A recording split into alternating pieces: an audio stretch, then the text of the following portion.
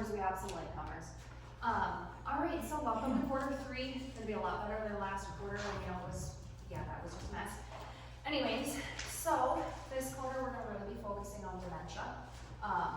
For the simple fact is, just because a resident is in memory care and has dementia doesn't mean somebody out in AL basic care doesn't have dementia. So we need to be able to focus or gear our minds around, those out in AL. How are we going to help them as well as help those back in memory care? I do have Jody here with me. She is my aunt. She is a retired nurse. She worked at Mayo Clinic, and she's kind of going to take the lead for the most part for the first half of this, and then for the second half we are going to kind of take what we know and kind of gear it towards the skills to how we can kind of get residents to do what we would appreciate them to do. So I will let Jody take over. Awesome. Yeah, thanks for having me. I just want to share that a really cool connection between Richland and I, besides the fact that she's my niece, is that my dad had Lewy body dementia, which was her grandpa, and she was very close with him as a little kid. And so it really means a lot to me for us to be here together talking about this to you. I also just want to say there's no wrong in the room, and what I mean by that is I don't do your job every day. I was a CNA in the past, I worked on the floor as a nurse, but it's been a lot of years. And so what I want to offer for you today is some ideas and thoughts about how to think a little differently, how to address some stigma when we deal with aging people and people with dementia. We'll have some ideas, problem solving. You can feel free to say, hey, I encountered this, what would you do in this situation, or this is what I did and it worked really well. But there's no wrong in the room. You might learn something today and go, geez, I've been doing it this way for a long time and maybe I could try it that way. That's what we do. We do it a way and then we learn something new and we might try it a different way. So I just want that to be really clear. I'm not here to sort of preach to you. I want us to have an engaging conversation and just things that I've learned in my career and that I learned while working in Alzheimer's research at Mayo. I hope it's helpful and I hope you enjoy your time with us today. I do have some learning goals. I would like us to identify stigma, and if you don't know what that word means, stigma is attitudes and feelings about situations, and in this case dementia, that are negative.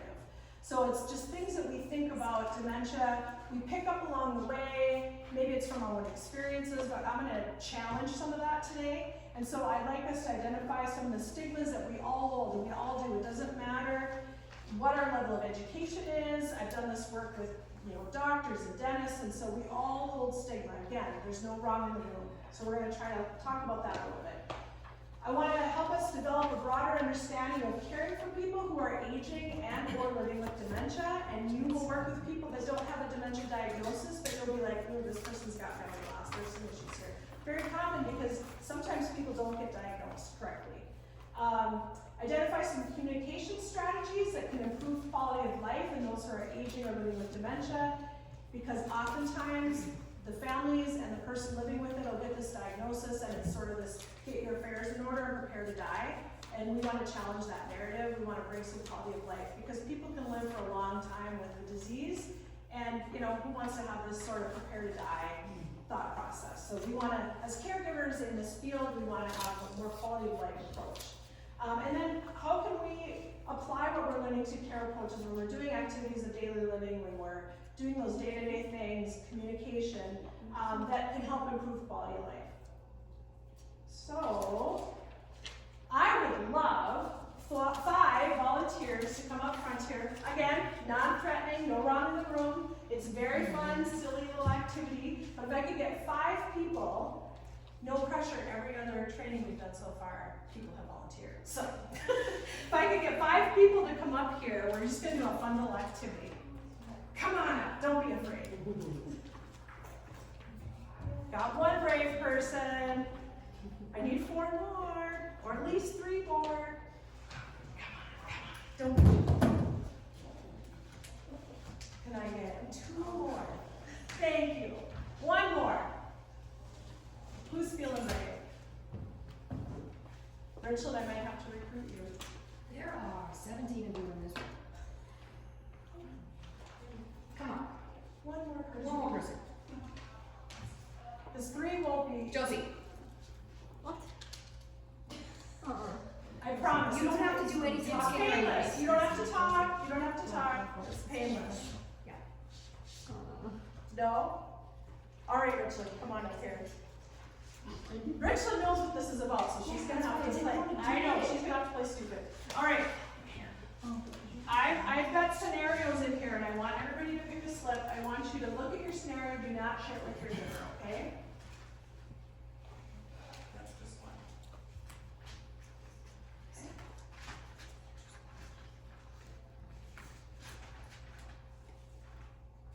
All right, read what's on your slip.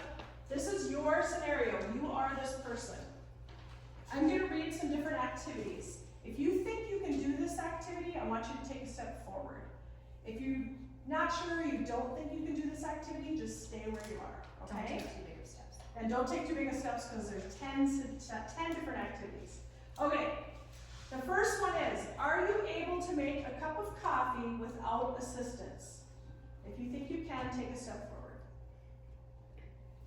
Are you able to do the ironing? Can you vote in an election? Are you able to dress yourself? Are you able to follow the plot of a TV program? Are you able to go to the local grocery store and return home safely? Can you still maintain good relationships with your close friends? Can you volunteer to read to elementary children?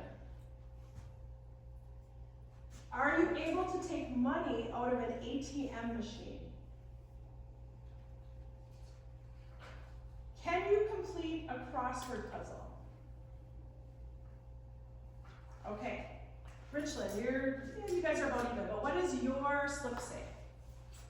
I'm 73 years old. I was diagnosed with Alzheimer's 6 years ago, and I live alone with my spouse I live with my spouse in our home in the community. What does yours say? Same thing. So they all have the same slip, right? And this is a stigma exercise, and it's meant to kind of question and challenge the held beliefs that we have, again, not right or wrong, but what does the age have to do with anything, right? We know they're 73 years old. We have beliefs about what happens to people when they get older.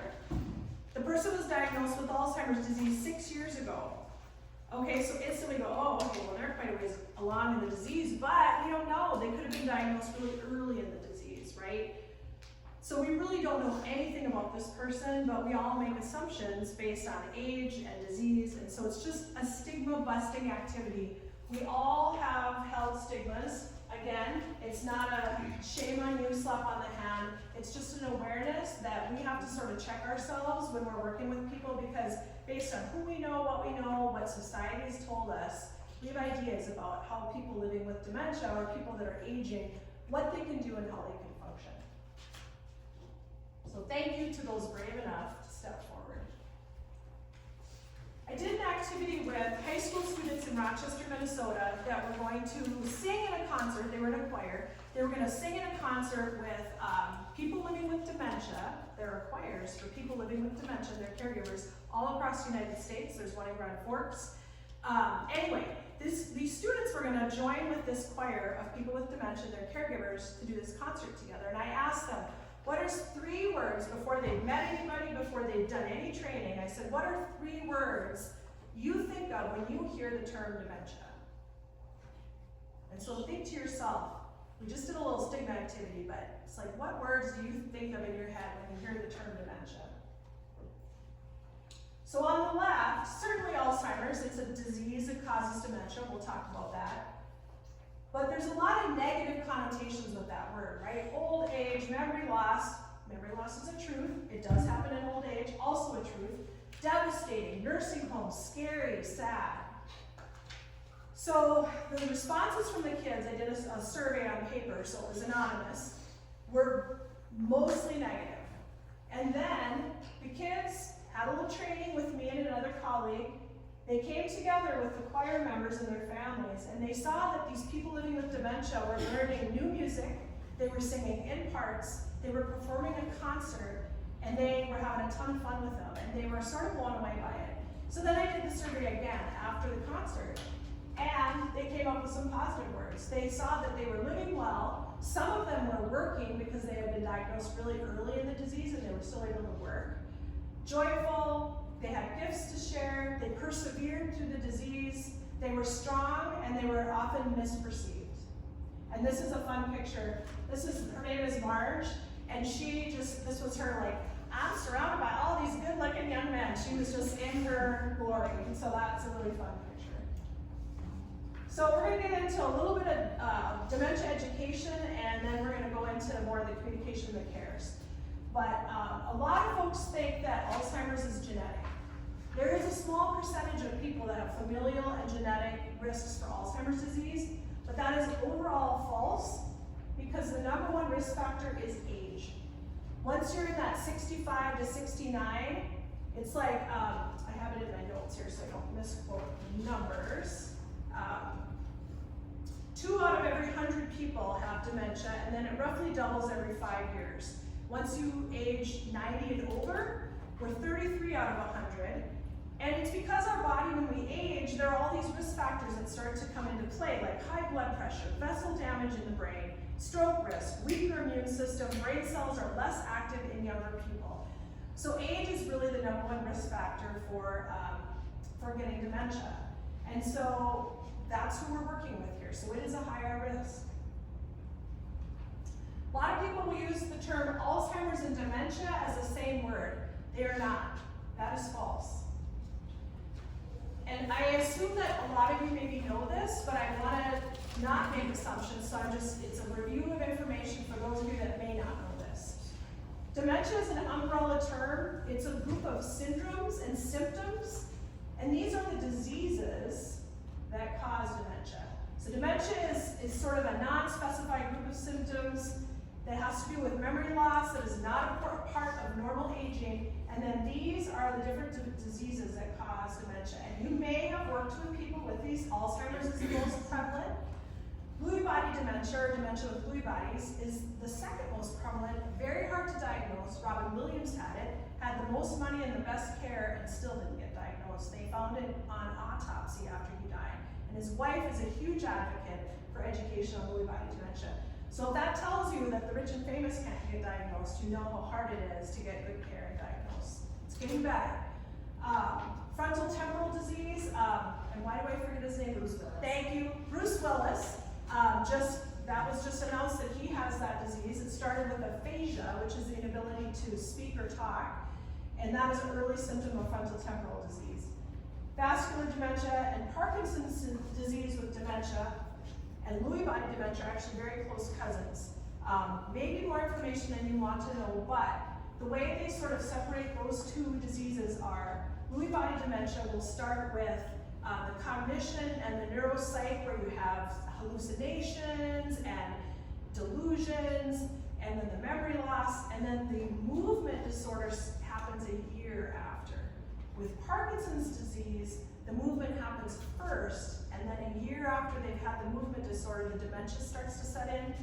Then it's called Parkinson's disease with dementia. So you may see that in some people's charts and wonder, gosh, they act very similar. I call them close cousins, but it's just kind of when the symptoms start that differentiates the two diseases. I think this is a telling graphic, if you've never seen this before, of what happens to a brain when someone has Alzheimer's disease. And it really helps you to see, okay, people aren't able to think and they aren't able to do what they did before because their brain is literally shrinking. With Alzheimer's disease, those plaques and tangles that you hear about, they're choking off the neurons and the connections between the neurons, and it causes the brain to atrophy and shrink. And so it's a pretty profound picture to see the difference between the top image and the bottom image. I talked a minute ago about Lewy body dementia, and here again are these different kind of tracks of symptoms. Does it start with movement? Does it start with memory? Or sleep is a big issue. If you are taking care of somebody and they're having active nightmares, so while they're sleeping, they're yelling, they're kicking. When we sleep, our body actually is, when we're in REM, our body actually paralyzes itself so that we can't do that kind of stuff. And so if we're doing that, it's called REM sleep behavior disorder, and it is an early sign that you might be onboarding to Lewy body dementia. Not everybody with the sleep disturbances ends up having Lewy, but it's an early sign. You know, tremors, again, the Parkinson's in the middle, and then neuropsychiatric is a big symptom you will see with Lewy body. My dad had hallucinations, he had delusions, he thought he was seeing children in the room. Often, children and animals will be very common hallucinations with people with Lewy body. It's scary for them. And so folks will talk about Lewy and say, oh, they're so aggressive and they have these behaviors, but they're terrified because their reality is different than ours and it's very scary to them. So some empathy around that can be helpful, but sometimes it's hard to assure them that things are okay. When someone is diagnosed with dementia, we should start doing things for them.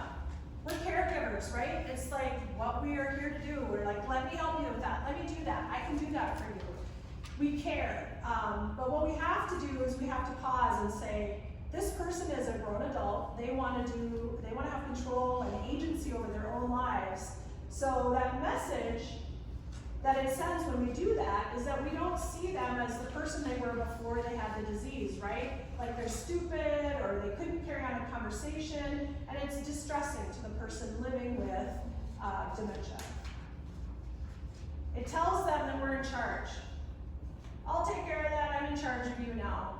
And a lot of that can cause those frustrations and the acting out and the behaviors is when we're not pausing and allowing that person to have choice and have some control.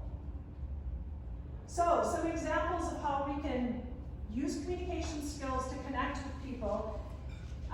You know, I used to see this in the clinic all the time. We've got physicians and, you know, somebody's in a wheelchair and we're like, power over, right? No, we want to get down, eye level, sit down in the chair, respectfully talk to somebody, especially when they're sitting down at a dinner table or they're in a wheelchair. So that's really important. And then back to the I'm in charge. Let's go outside. What if we said, I really like your company. Would you join me today? I'd love to go on a walk. Would you want to come with me? That would be a lot of fun. Giving them a choice. The other thing with choices is you don't want to give them a huge amount of choices that are overwhelming. So you're thinking, okay, they're gonna help with dressing, I'm gonna have them do some choices, and I open up the closet and I say, what do you want to wear today? A choice of, would you like to wear the red shirt or the blue shirt? And you hold them up, and then they can choose. Would you like coffee or tea? And they say, coffee. Do you want cream or sugar, right? And so it's just pausing and giving those two choices can be really helpful. You may have encountered this already. We've all done it. I've done it. Avoid yes, no. Are you ready for your shower? No. Ooh, now what? So, would you like to shower now or in 20 minutes? Understanding that sometimes with your schedules, you may not have 20 minutes to offer. So, however you can adapt these tools that work for you during your day, I want to be aware of that and say that out loud. But the biggest thing to remember is that people who are aging or living with dementia have well-established routines and preferences that do not go away, just like we do, right? There's a way we like to get up in the morning, when we like to have our coffee or whatever we're drinking, breakfast, down to the shampoo we use, the music or TV we may listen to. Certainly when they're living in a congregate community like this, there may be some challenges with some of that, but to the best of your ability, if you can respect and try to honor their preferences, it will really help with their autonomy, their dignity, and they will feel better about their day. My mentor at Mayo, my supervisor, really talked a lot about this, and I think it's so important because the message out there in care communities and nursing is, and I see this on Facebook all the time, and it just makes me sick. Dementia equals behaviors, right? Dementia equals like acting out. And so I want to challenge that a little bit and say, people living with dementia are not in our reality all the time.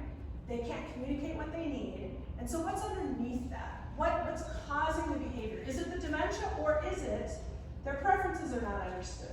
There's a disruption in their preferred routine. There's that feeling that they're being told what to do. Again, hello, I'm in charge. They have a loss of control or choice. A loss of things that are meaningful and offer a purpose. You know, this is another thing, and it's hard, right? Like parking people in front of the TV and their wheelchairs are walking away. It's like, oh, it's hard, right? We're taking care of all these patients and residents and like what are we gonna do? But trying to keep people engaged and keep people in a purposeful, even, I know the towel folding is kind of, everybody does that, but maybe for that person, it really helps them feel like they're contributing to helping out in the kitchen or helping out with whatever needs to be done. Feeling shamed or humiliated. We'll talk a little bit about that when Richland gets into like toileting. Toileting is a huge one. Incontinence. You know, if you're incontinent and you're not aware of it and you're out in the public area and someone comes up to you and says, you're wet, let's go change, you know.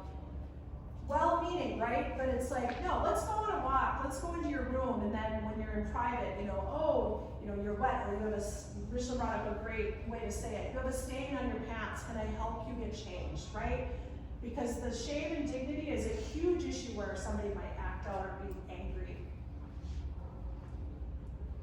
A person with dementia can no longer learn new things. This is actually false and surprising to a lot of people, and I saw this in action with the choirs. There's something in our brains called procedural memory, and it allows people with dementia to learn new things. It's not as attacked by the disease as other parts of our brain. And what that means is through repetition and routine, things start to stick. And so this choral singing is just such a mind blower. People come to the concerts and they're blown away. They can't believe that people with dementia are up there singing these songs and reading the music because they go to rehearsal every week. And they go over the song and over the song. And the director sends a CD home, and their caregivers are with them. They're not by themselves. They rehearse together, and they're listening to the CD, and they're singing it over and over again. Ways that they've used procedural memory in communities like this are they might put arrows in a hallway to the activity room to help people remember this is the way. And then they'll peel up the arrows once they have that routine down. So there are ways to use repetition and kind of that rehearsal mindset for people to learn new things when they're living with dementia. So an important checklist for our emotional well-being, and it's for all of us, but especially for people that are vulnerable and living with dementia and those that are aging, is to feel understood and respected, to feel safe, and this is especially important for people like living with Lewy body dementia that have a fear of the unknown, or their hallucinations are really scary to them. That safety is so important, if you can reassure them in any way. Have their self-esteem boosted, feel worthy and needed, feel connected, have a sense of belonging, and have a choice. That is the big one. I don't know if you've ever heard the term emotional memory, but emotional memory is the idea that a person may not remember who I am or what my name is, but they're going to remember how I made them feel. So if I come in the morning and I'm crabby and I'm in a hurry and I'm just doing my thing, that is going to impact their day. Richland called it a vibe, which is perfect. Like they're not feeling a vibe, and so all day long they're going to feel really cruddy because they had this interaction. They actually did a research study. Did a group of people living with dementia. Half of the group watched the movie Marley and Me, and the other half watched a happy-go-lucky, really bright movie. By the end of the day, nobody remembered that they had watched a movie, but the group that watched Marley and Me were sort of sad and forlorn all day long. The folks that had the happy encounter were not. They were in a much brighter place. And so this idea of emotional memory and how we interact with the people that we work with and what that leaves them with at the end of the day, before they go to bed. I don't remember your name, but I remember how you make me feel. And how we speak and using our body language, that tone and how we carry ourselves is 93% of our communication. So again, you know, if you're saying, have a nice day, but you look like, have a nice day, you know, obviously they're gonna pick up on that. Just because they have memory loss does not mean they can't pick up on that body language and those vibes, as Richland puts it. So, we're gonna move into applying what we discussed. Does anybody need a bathroom break or wanna keep going? All right. I have to figure that out. Yeah, I know, everyone's gonna get it done. Okay, so now let's go more into the quote-unquote skills portion of this. And this is an open discussion. If you've had experiences, if you have questions, feel free to pipe up, don't be afraid. Just remember, what you don't use, you lose, right? So if you're not using your skills and your motor memory and everything, you're gonna lose it. So, dressing and undressing, like Jody said, with giving a resident a choice, what are the two options that you can give them? Do you wanna wear this shirt or this shirt today, right? If you go in there and they are just not getting out of bed, hey, well, would you like to get dressed now, or should I come back? Because how many of us can agree in about 5 minutes, they're not gonna remember you were dressed in there? Yes.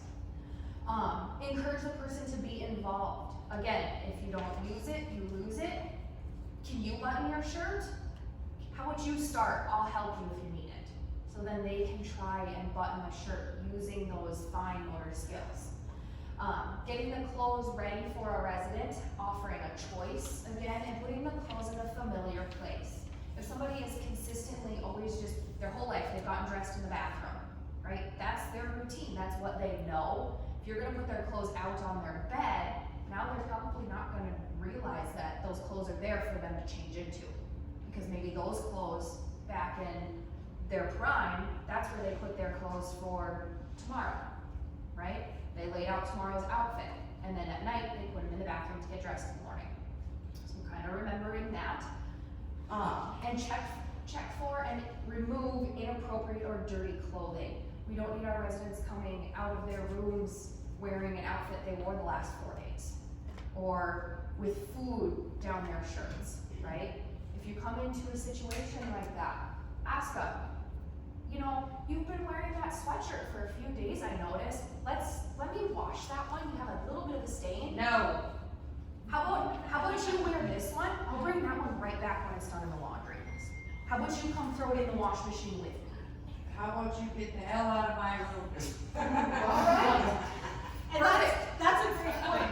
Yeah. Goes back to the beginning, not everything you're gonna try is gonna work, right? So then Exactly. maybe you have to sneak in there when they're not in there again. Yeah. Honestly, I mean, but you try, right? Yeah. That's how it usually goes. And I can come back 5 minutes later. Hey Nicole, can I go put your sweater in the laundry for a minute? No. See, she might not. I told you to get the hell out of my Yeah, room. but I can come over here. Can I wash your sweater and wear this one for right now? Okay. Yeah, see, it may work for one, it may not work for another. But giving them a choice. Can I do this? Not, I am washing that sweater today and you're gonna wear this one. Keeping the person warm. Because I don't know about you guys, but when I am not clothed, I am cold. And then I am cranky because I'm cold. So when we're getting somebody dressed, whether it be for the day, for bed, changing them, only expose what you're working with. So if you need to change a whole outfit and they're in a two-piece, take the top off, put a new top on. Take the bottoms off, put a new bottoms on. Okay? And then to add to that, keep your hands warm. Or try to. I know it's not always possible to keep your hands warm. Mine are notoriously cold. But that would be another thing, in my opinion. I'd be mad if somebody came up to me with ice cold hands and just started doing their thing, right? Because I'm already cold. If the resident has already dressed themselves, just take a quick glance at their outfit. If you notice something is wrong or they're dirty, just talk to them, you know? Respect their choices, but again, am I able to wash that and bring it right back to you? Okay. Any questions or experiences or anything with dressing or undressing? Bathing and showering, that's another one back in memory care that's quite difficult with most residents. They don't like water in their face. Maybe they have a traumatic experience. Plan how you can make bath time or shower time better for them. What did they do at home? Did they just sponge bathe? If they just took a sponge bath, why are we forcing them to get in a full shower, right? Offer choices of the soap or shampoo they use. Not everybody can use the same shampoo. I for sure can't use 2-in-1 shampoo, so somebody coming up to me saying, hey, you're gonna use this shampoo and that's the only shampoo you're using. You have no choice. That would make me mad. I'm not gonna do it. Right? I'd rather go 10 days without washing my hair. Putting a towel over the residents while they're in the shower. Who cares if it gets wet? It's gonna get wet in the wash machine anyways. that's what makes them comfortable and that's what gets them in the shower, so be it. If a resident becomes agitated, look for the signs. Are they too cold? We might think it's hot in that bathroom. They might be cold. Are they too hot? Because, you know, some people run warm. Or do they need to use the bathroom? Sometimes hitting that little bit of water makes their pee senses kick into gear. Use a distraction. Maybe you can put on some soothing music for them, or give them a head massage while they're in the shower. I know that would feel amazing. And if you're having a hard time, ask for help. Would you rather correct them and make them mad, or connect with them and partially get what you want, right? Take alternative approaches, not, all right, are you ready to take a shower today? Nope. Hey, would you want to go to the spa? It's totally free today. More than likely you're gonna get them little ladies with you, especially if you tell them it's a free spa. Any questions or interactions that you guys have had that you'd like to share? General oral care, this gets missed a lot. Think of us handing a toothbrush to somebody, they don't know what to do with it, right? Maybe you could walk up, here, play this flute. You've never played flute a day in your life, and somebody's telling you, okay, do it. You don't know what to do. Time to give it a whirl. And you know what that whirl some people might do with that toothbrush? They're gonna put it in their hair. Now you have toothpaste in their hair, and now not only do you have to get them to brush their teeth, now you gotta try to get them to shower too. And that's lose-lose situation on both ends. So, give them a choice. Do you wanna squeeze the toothpaste on the toothbrush? That gives them that option. Break it down. The simpler the better, step by step. Okay, we don't wanna use full sentences like, first you're gonna do this, to do this, to do this, to do this. No, hold your toothbrush. Put your toothpaste on the toothbrush, okay? Just using generalized, simple terms. Questions, comments, anything? And then one of our other bigger things, toileting and incontinence. Again, like Jody said, we don't wanna come up to somebody and really be like, you're wet, do you gotta go potty? No, they're not babies. They might have the mindset of back when they were little because of their dementia or their Alzheimer's, but they are not. We need to speak to them like humans, like adults, okay? Watch for nonverbal cues. If they're restless, if they're getting a little bit angry, if they just flat out disappear, okay? Because if you think about it, usually, which their mindset is going backwards a lot of the time, what's a little kid potty training doing? When they have to go potty and they're gone. They just leave, right? What are they doing more than likely? Going to the bathroom. They're trying to find a potty, so they're just gonna squat, go somewhere. So, are they trying to pace, sudden silence, or hide? These cues also may indicate that they have to use the toilet, but make it easy to find the bathroom. If you're having a resident that's having a hard time, print out a picture of the toilet and put it on the bathroom. Because what's that visual gonna do? I see a toilet, that's where I need to go. That's what I need, and it's behind that door, okay? Another thing is consider portable commode if possible, or a urinal, but take out plants out of the bathroom, waste baskets if possible, not always possible, or any other object that may be mistaken for a toilet, because they will use it. Had it happen, somebody peed in a plant. What you gonna do? Questions, comments, tips, tricks? Hair care and washing. A person with dementia may forget how to use a hair comb, right? So they're gonna take that comb and they're gonna look at you and be like, what do I do? What is this, right? Monkey see, monkey do. If you have the time and you have an extra comb, brush your hair. They'll pick it up, they'll brush their own hair. Continue their routines that they've always had. If they're always going to the beauty shop to get their hair done, maybe they can't come out here to the beauty shop, but make your own little beauty shop in their bathroom, right? Use their favorite toiletries. Perform the tasks alongside the person and use simple, safe grooming tools. questions, comments? Nail care, remember, never cut diabetic nails. We all know that. Nurse must do that. Only cut the nails as short as you can. Don't cut them too short and risk cutting them or anything. Cut little bits at a time.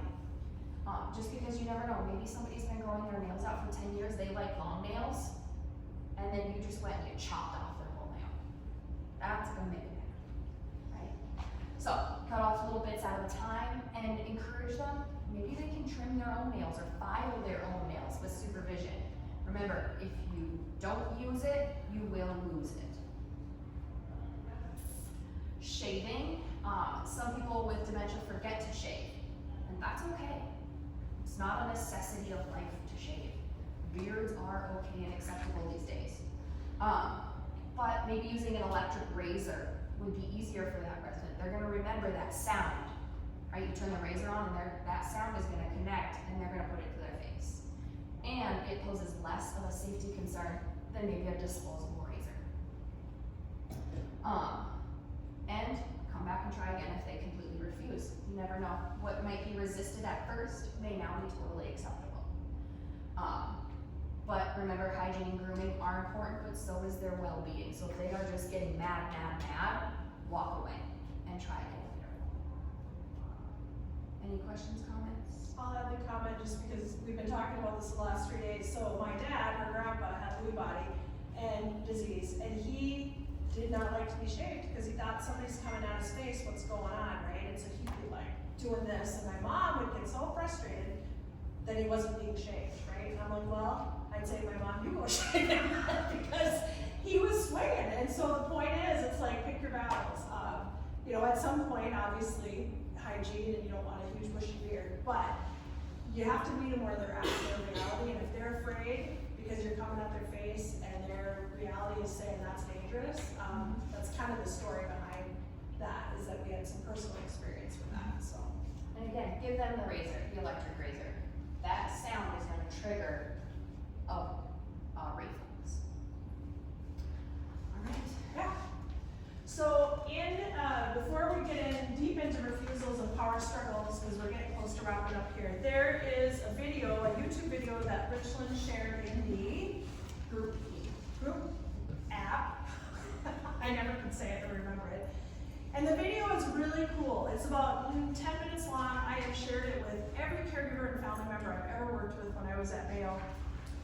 It is the coolest way to think about communication with people with dementia, and it's using improv. So if you've ever been to an improv comedy show or you know anything about it, when you're in improv, you're in the moment and you're just kind of building on that moment to moment to moment. And so somebody gets a scenario in improv, they don't say no, they say yes and they build on that. And how you use that in communication with somebody with memory loss is, and they use this specific example in the video. Say that your resident or your family member, whoever says, I knew the Beatles. Our typical response would be, no you don't. Because even when I started my career 30 years ago, we were still really focused on reality orientation. You know, we gotta bring them back to reality, we gotta have calendars on the wall, and we know now that that does not work, and it causes disconnection, and it does this to well-being. So using this improv approach is different. Instead of saying, no you didn't, you say, really? Tell me more. Or, I used to like roller skate down this road, you know, and it's a totally different state than they even lived in. And you say, oh yeah? And tell me about that. Was it fun? Who did you roller skate with? There are family members and caregivers that have a hard time with this because they feel like they're lying. And so be prepared for that as well. I told the story the last 2 times. I was actually at a conference and one of our physicians from Mayo was presenting and talking about this, about how you can sort of therapeutic lie or fib or just improv your way through a conversation in their reality, meeting them in their reality. And a woman stood up and she said, no, I will not lie to my spouse. And that's hard, right? Because that's a strongly held belief that she has. But what we need to think about when we're connecting with people is we're meeting them where they're at, because they are not going to come to our reality. And if we argue with them, back to, do you want to correct or do you want to connect? And so a lot of power struggles and refusals can start in those places where the person doesn't make any sense, and you're pushing them to try to figure out what they're talking about. And so I just encourage you to take the 10 minutes and watch that video because it has awesome, awesome tips and tricks on how to just be like, you know, tell me more. My dad would get on these tangents where he would start somewhere and he'd be over here and over here, and it was this whole word salad mess that I couldn't make any sense of. But I would just be open and I'd say, oh, that's interesting, Dad. Tell me more about that. Or, oh, yeah, what about this? Or what about that? Or I might even say to him, you liked this or you liked that. Try to stay away from remember when or do you remember, because that will cause them to go, ooh, I don't remember. So just kind of sometimes even telling your own story, and then they'll climb on board with that. But I just really encourage you to watch that video. It's like 10 minutes of your time. And it is just gives the best tools for communicating with somebody when they are not in the same reality as you. Remember, you will never win an argument with somebody with dementia. So, right, that's the power struggle, right? It's like we're in charge, we're trying to get stuff done. Back to just what you said, Nicole. No, get out of here, right? You can't win that, right? And when they're in a heightened state, all you're trying to do is agree with them and bring them down and just to try to get a calm situation. I had a situation once when I was sitting with a group of ladies, and this gal was perseverating, just obsessed on this topic, and she wouldn't let it go, and it was making her angrier and angrier, and I was trying all these tools. Oh, well, that must have been really scary for you. Well, yes, it was! And she was just getting madder and madder, and I finally just let it go. I just let her sit next to me and be angry. And thankfully, she was sitting, so she wasn't trying to go anywhere. She fell asleep. And one of the fellow nursing staff came up, she's like, I'm gonna take her to her room. I said, no, just let her be, just let her be. She had a little cat nap, 5-10 minutes, she woke up, poof, whole thing was gone. Brand new person, happy to talk with us. And so, again, meet them where they're at, give a little bit of patience and space, try not to argue about things. And so these are just really tips and tricks about that sort of mindset. Try to preempt getting into difficult interactions by adapting your approach. Think about your body language, how fast you're talking, which is a hard one for me. I have to slow it down. Back to the story about my dad, you're coming at somebody's face and maybe they're having a hallucination and that is really scary to them and they're acting out. So just kind of thinking about where's this person at, how can I approach them? You know, not power over somebody in a wheelchair, you know, where you're standing, you know, back to the eye-to-eye communication. Don't come behind them and sort of scare them. Try to accept that you may not always manage to do everything. So back to your point, right? You can't get the sweater out of there because it's not happening. So you may have to sneak in there and get it washed and get it back in there clean before they get back. Work toward understanding that the person cannot help their condition. This is so hard for family members because they are grieving so hard. It's called anticipatory grief. They see this whole path that's ahead of them and they're just grieving the loss. They've gone from being a wife to now they're a caregiver, right? And they're in that dual role. They got a foot in each spot and they are grieving that whole process. And that person can't help it. Sometimes the wife is just exhausted and angry or sad, or maybe there's a moment of joy and that's really a wonderful thing because they're singing in that choir together or whatever it is.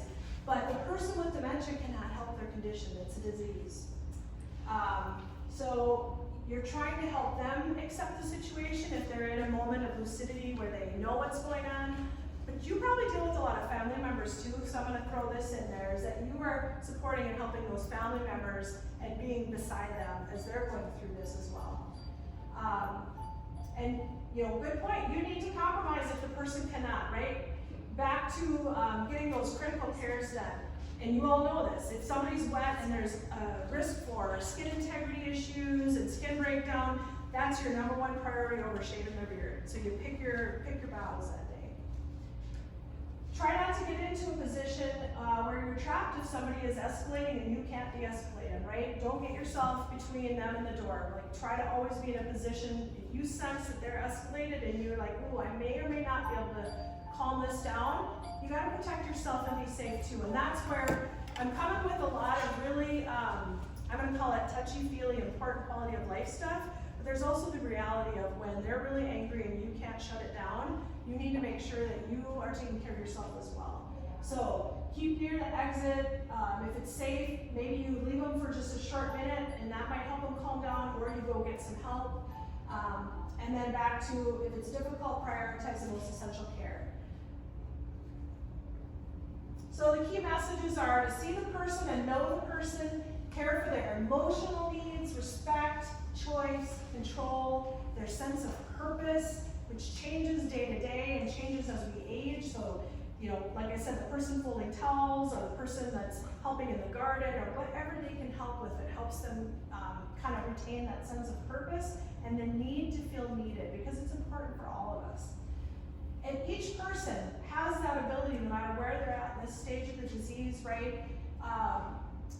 That they can still learn, they can remember how things make them feel, they can connect through arts, music, painting, all kinds of sort of touch and feel kind of activities. And they can understand most communication, even if they're not non-verbal, they may still be able to understand. And the big point that I've been trying to leave everybody with is if you are caring for somebody that is at the end stage, and that end stage can last a long time, right? Where they're nonverbal, they're not walking, they're not eating, they're not, you know, they're just really sort of this human. Please, please know that they are there until their last breath. If you're going into care for somebody with a partner, don't talk about them like they're not there, right? If you're touching them, if you're doing things with them, use their name. You know, we're gonna clean you up now, we're gonna change you, we're gonna turn you in bed, you know, it's a beautiful day today. Please remember that person is there until their last breath. So that's the thought that I want to leave you with today. Any questions? Okay, before I set you free here, one, remember, please fill out a time doc and turn it into your appropriate